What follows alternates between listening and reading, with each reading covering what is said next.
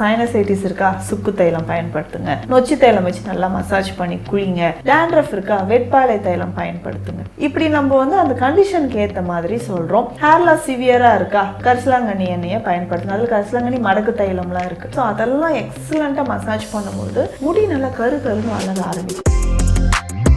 குளிக்கும் போது நம்ம என்ன சொல்றோம்னா, ரொம்ப சூடா இருக்கிற ஹாட் வாட்டர் நம்ம சொல்றது கிடையாது. ஸோ வெதுவெதுப்பா இருக்கிற இளம் வெந்நீர்ல குளிங்கன்னு தான் சொல்றோம். அந்த மாதிரி ஹீட் வந்து நம்ம டைரக்டா பண்ணக்கூடாது. மைல்டா வச்சுட்டு குளிக்கிறதுக்கு முன்னாடி நம்ம ஆயில் அப்ளை பண்ணிக்கலாம். இந்த ஆயில் அப்படின்னு பார்க்கும்போது நம்ம ஆல்மண்ட் ஆயிலோ இல்லை கோகோனட் ஆயிலோ, இதில் விர்ஜின் கோகோனட் ஆயில் வருது. அந்த விர்ஜின் கோகோனட் ஆயிலும் ரொம்ப பியூரா இருக்கும். தேங்காய் பால்ல இருந்து அந்த எண்ணெய் எடுக்கிறது. இதை அப்ளை பண்ணிட்டு குளிச்சோம்னா நமக்கு ட்ரை ஆகாம இருக்கும் ஸ்கின்ல.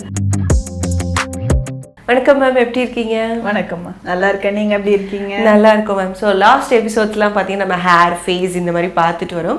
அதில் சில கொஷின்ஸ் கேட்டிருக்காங்க. அது ஒன்றா அப்படியே பார்த்துடலாம்.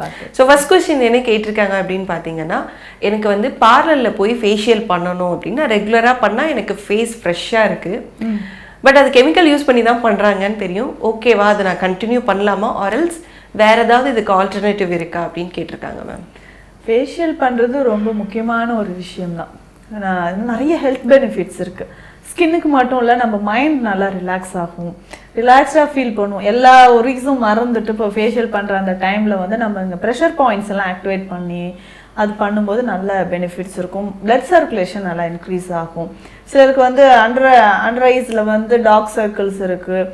இது எல்லாமே நம்ம வந்து மசாஜ் பண்ணும்போது ரொம்ப அந்த ஃபேஷியலோடு சேர்ந்து இந்த மசாஜும் எடுக்கும்போது ரிலாக்ஸ்டாக ஃபீல் பண்ணலாம். ஹெல்த் பெனிஃபிட்ஸ் நிறைய இருக்குது. பட் இது வந்து நேச்சுரல் ஹெர்பல் பேஸ்டு ஒரு ஃபேஷியல் கிட் நம்ம வந்து யூஸ் பண்ணோம்னா ரொம்ப பெஸ்ட்டு.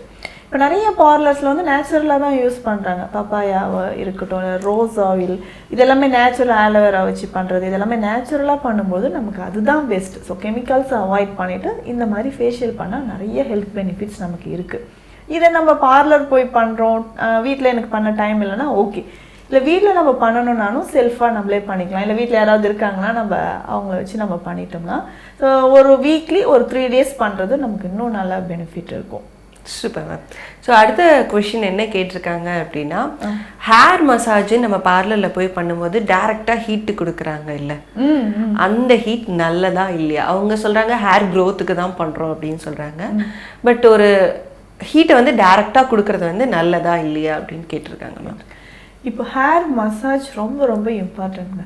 இப்போ மசாஜ் பண்ணும்போது நம்மளே என்ன சொல்கிறோம், ஹேர் க்ரோத்துக்கு ஒரு ஆயில் கொடுக்குறோன்னா நல்லா ஸ்கேல்பில் வந்து மசாஜ் பண்ணுங்க. ரூட்ஸில் வந்து அந்த ஆயில் படணும்.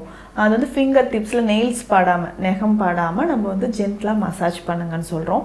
மசாஜ் பண்ணும்போது என்னென்னா ஹேர் ரூட்ஸ் எல்லாமே நல்லா ஸ்ட்ரென்தன் ஆகும். அது என்ன ஆயில் யூஸ் பண்ணுறோன்றதை பொறுத்து. இப்போ பேசிக்காக நம்ம சித்த மருத்துவத்தில் பார்த்தோம்னா, இப்போ சைனசைட்டிஸ் இருக்கா, சுக்கு தைலம் பயன்படுத்துங்க. நொச்சி தைலம் வச்சு நல்லா மசாஜ் பண்ணி குளிங்க. டேண்ட்ரஃப் இருக்கா, வெட்பாலை தைலம் பயன்படுத்துங்க. இப்படி நம்ம வந்து அந்த கண்டிஷனுக்கு ஏற்ற மாதிரி சொல்கிறோம். ஹேர் லாஸ் சிவியராக இருக்கா, கரிசலாங்கண்ணி எண்ணெயை பயன்படுத்துங்க. அதில் கரிசலாங்கண்ணி மடக்கு தைலம்லாம் இருக்குது. ஸோ அதெல்லாம் எக்ஸலண்ட்டாக மசாஜ் பண்ணும்போது முடி நல்லா கருன்னு வளர ஆரம்பிக்கும். சிலருக்கு வந்து கிரே ஹேர் இருக்கு இல்லையா, ஸோ அதுக்கு எல்லாமே ஓகே. இதை தாண்டி ரொம்ப நாளாக நான் வந்து டிப்ரெஷனில் இருக்கிறேன், அடிக்கடி எனக்கு ஹெட்ஏக் வருது, டென்ஷன் ஆகிறன்றவங்களுக்கும் இந்த ஹெட் மசாஜ் வந்து நமக்கு ரொம்ப ஹெல்ப்ஃபுல்லாக இருக்கும். இதை பண்ணி முடிச்சுட்டு நம்ம டேரெக்டாக அந்த ஹீட்டை அப்ளை பண்ணக்கூடாது.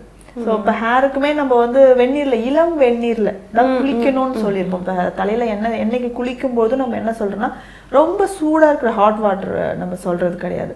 ஸோ வெதுவெதுப்பாக இருக்கிற இளம் வெந்நீரில் குளிங்கன்னு தான் சொல்கிறோம். ஸோ அந்த மாதிரி ஹீட்டை வந்து நம்ம டைரெக்டாக பண்ணக்கூடாது.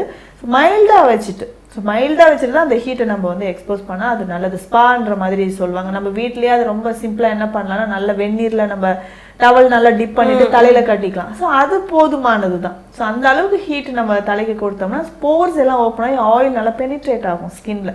ஸோ அதனுடைய எஃபெக்ட் வந்து நமக்கு நல்லாவே தெரிய ஆரம்பிக்கும். Super ma'am. ஸோ அடுத்த ஒரு டவுட் என்ன அப்படின்னு கேட்டிங்கன்னா, இப்போது வந்து சம்மர் சீசன்லாம் வந்துச்சு, கையில் வந்து பார்த்தீங்க அப்படின்னா நம்ம சும்மா நெயில் வச்சு இப்படி கீறினா கூட ஒயிட் கலரில் ஸ்லேட் பென்சில் மாதிரி வரும். ஸோ ஒரு பெஸ்ட்டு மாய்ஸ்சரைசராக ரொம்ப ஈஸியாக எதை வந்து யூஸ் பண்ணலாம் அப்படின்னு கேட்டிருக்காங்க. ஆர்எல்ஸ் மாய்ஸ்சரைசர் இல்லைன்னா எப்படி அதை வந்து குளிக்கும் போதோ இல்லை என்ன பண்ணால் கரெக்டாக இருக்கும் அப்படின்னு கேட்குறேன். குளிக்கிறதுக்கு முன்னாடி நம்ம ஆயில் அப்ளை பண்ணிக்கலாம். இந்த ஆயில் அப்படின்னு பார்க்கும்போது நம்ம ஆல்மண்ட் ஆயிலோ இல்லை கோகோனட் ஆயிலோ, இதில் விர்ஜின் கோகோனட் ஆயில் வருது. அந்த விர்ஜின் கோகோனட் ஆயிலாம் ரொம்ப பியூராக இருக்கும், தேங்காய் பாலில் இருந்து அந்த எண்ணெய் எடுக்கிறது.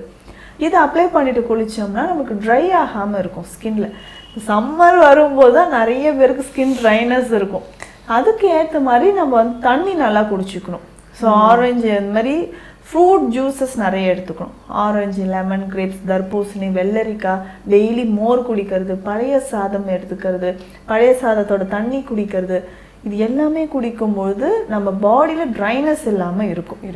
அதே மாதிரி குளிக்கும் பொழுதும் நம்ம என்ன பண்ணுறோன்னா சோப் யூஸ் பண்ணாமல் நம்ம வந்து மைல்டாக குளியல் பொடியோ அந்த மாதிரி பயன்படுத்திக்கலாம். இல்லை பேசிக்காக ஹெர்பல் சோப்ஸ் இருந்தாலும் அதை நம்ம யூஸ் பண்ணிக்கலாம். அந்த மாதிரி யூஸ் பண்ணிவிட்டு எனக்கு ட்ரையாக இருக்குது அப்படின்றவங்களுக்கு குளித்து முடிச்சதுக்கப்புறமும் கொஞ்சம் ஆயிலை நம்ம அப்ளை பண்ணிக்கலாம். ஒரு நாளைக்கு 2 வேளை குளிக்கிறது பெஸ்ட்டாக இருக்கும். ஸோ இப்போ நம்ம ஆயில் அப்ளை பண்ணிவிட்டு வெளில போயிட்டு வர எனக்கு டஸ்ட்டு படியாதான்னு கேட்பாங்க.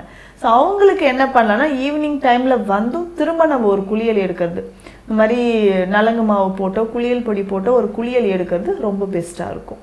Super ma'am. ஸோ அடுத்த இன்னொரு கொஷின் பார்த்தீங்கன்னா, எனக்கு வந்து ஆலுவேராவும் சேராது, அதே சமயத்தில் வெந்தயமும் சேராது. ஸோ அப்போ நான் என்ன பண்ணணும் அப்படின்னு கேட்டிருக்காங்க. அதுக்கு ஆல்டர்னேட்டிவாக நான் என்ன யூஸ் பண்ணுறது, ஸ்கின்னுக்காக இருந்தாலும் ஹேருக்காக இருந்தாலும்? ஆலோவேரா வந்து ரொம்ப குளிர்ச்சி தன்மை புரிஞ்சுது. ரொம்ப தலையில் போட்டோம்னா உடனே சைனஸ் சில்லுன்னு இருக்கு, தலை பாரமாக இருக்கு, சைனஸ் வர மாதிரி இருக்குன்னா நிறைய பேர் சொல்கிறாங்க. ஸோ இதுக்கு அதே மாதிரி தான் வெந்தயம். ஸோ சில எண்ணெய்கள்லாம் நம்ம செய்யும்போது ஆலோவேரா ஒரு 2ஆக கட் பண்ணி உள்ள வெந்தயம் ஃபுல்லாக வச்சு மூடி கட்டிடுவோம். 2 நாள் கழித்து ஓப்பன் பண்ணி பார்க்கும்போது நல்லா முளவிட்டு இருக்கும். அந்த எண்ணெய் அதை வந்து எடுத்து போட்டு எண்ணெயாக தைலமாக காய்ச்சும் போது ஸோ எக்ஸஸாக பாடி ஹீட் இருக்கு இல்லையா, அவங்களுக்கு வந்து அது ரொம்ப யூஸ்ஃபுல்லாக இருக்கும். சிலருக்கு என்ன ஆகுதுன்னா இது யூஸ் பண்ணும்போது ஆலோவேரா நான் தலையில் போட்டனாவே எனக்கு தலை பாரமாக இருக்குன்னுலாம் சொல்லுவாங்க. இதற்கு ஆல்டர்னேட்டிவாக நிறைய விஷயங்கள் இருக்குது. இதற்கு என்ன பண்ணலாம் அப்படின்னு நம்ம வந்து இந்த ஃப்ளாக்ஸ் சீட்ஸை யூஸ் பண்ணிக்கலாம். ஃப்ளாக்ஸ் சீட்ஸ் எடுத்து போட்டு நம்ம தண்ணியில் நல்லா பாயில் பண்ணும்போது அதுவே ஆலோவேரா மாதிரி ஜெல் மாதிரி வரும். அதை யூஸ் பண்ணலாம். வேணா அதோட கொஞ்சம் எக் ஒயிட் மிக்ஸ் பண்ணிவிட்டு ஹேர் பேக்காக யூஸ் பண்ணிக்கலாம். இல்லைன்னா பெஸ்ட்டு கடுக்காய் பொடி தான். ஸோ கடுக்காய் பொடியை நம்ம பயன்படுத்தும் போது டேண்ட்ரஃப் இருக்கா, ரொம்ப ட்ரையாக இருக்குது, ஹேர் ரொம்ப ஸ்ட்ரென்தன் ஆக ஆரம்பிச்சிடும். அதிகமான அதில் வந்து தோற்பு சுவை இருக்கிறதுனால ஸோ அது ஹேர் ரொம்ப ஸ்ட்ரென்தன் ஆக ஆரம்பிச்சிடும்.